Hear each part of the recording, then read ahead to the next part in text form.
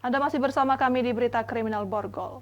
Satuan Narkoba Polrestabes Palembang menggerebek 2 kampung di Palembang yang disinyalir melakukan peredaran narkoba.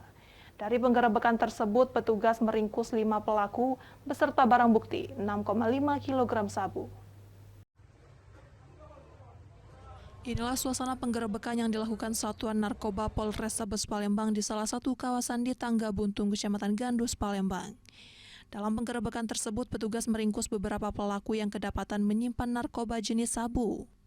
Meski sempat kesulitan soal melakukan penangkapan lantaran keluarga pelaku tak terima keluarganya dibawa petugas. Selain di kawasan Gandus, Palembang, petugas juga menggerebek kampung yang berada di kawasan 23 Ilir, Palembang. Dari hasil penggerebekan di 2 lokasi yang berbeda, petugas menangkap 5 pelaku, 1 diantaranya seorang wanita. Selain kelima pelaku, petugas juga mengamankan barang bukti narkoba jenis sabu sebanyak 6,5 kg.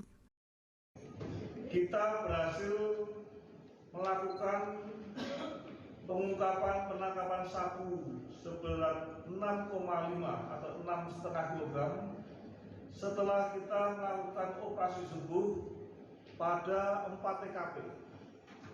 Semuanya ada dalam satu lorong yang ada di daerah lorong lorong Celatah yang ada di Kelurahan Tangga Buntung. Dari Palembang, Muhammad David, iNews melaporkan.